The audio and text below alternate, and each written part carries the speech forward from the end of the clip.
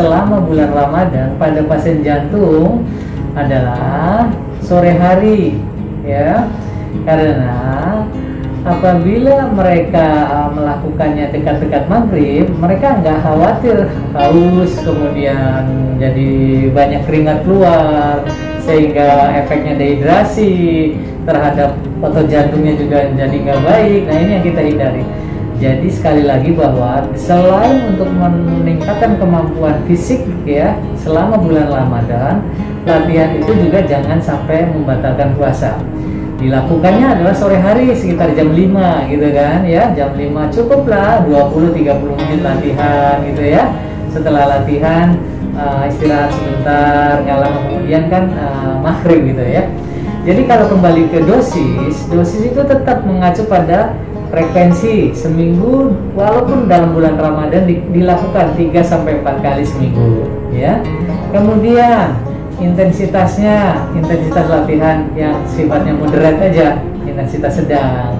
Kemudian lamanya cukup 20 menit ya, paling lama 30 menit ya. Kalau sebelum Ramadan biasanya bisa 30 menit sampai 40 menit ya, bahkan 50 menit sebelum 1 jam lah. Namun pada bulan Ramadan latihan ini dianjurkan cukup 20 menit aja udah cukup ya, 20-30 menit lah begitu ya. Nah, kemudian tipe latihannya yang paling efektif untuk pasien barangkali jalan aja, jalan aerobik ya, karena itu tidak memerlukan banyak energi. Namun demikian untuk kemampuan fisik itu menjadi baik untuk pasien jantung.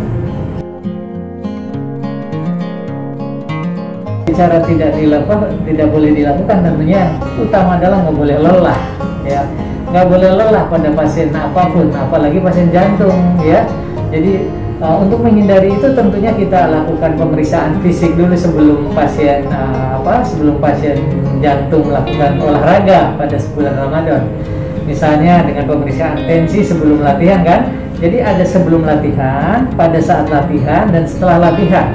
Ini untuk menghindari kelelahan. Yang pertama sebelum latihan kita periksa tensinya, nadinya, saturasi oksigen ya.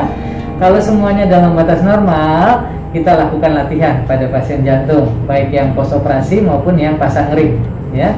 Nah, pada saat latihan pun dipantau, jangan sampai ada keluhan, dibiarkan. Jadi kalau ada keluhan kita handling. Ini apa keluhannya, pusing atau banyak keringat atau lelah, ini harus kita hindari. Nah, nanti setelah selesai latihan 20-30 menit, kemudian diadakan relaksasi ya. Setelah relaksasi ditensi lagi, sehingga pasien yang melakukan latihan pulang setelah latihan juga dalam kondisi aman gitu. Jadi yang paling utama adalah hindari kelelahan. Jangan sampai kelelahan, nanti efek yang lain muncul seperti berdebar-debar, pusing ya. Ini nggak dianjurkan, nggak diharapkan gitu. Ya, terima kasih. Jadi sama di rumah juga, cuma latihan di rumah itu harus kita nilai keamanannya ya. Nah, jadi keamanannya ini seperti apa?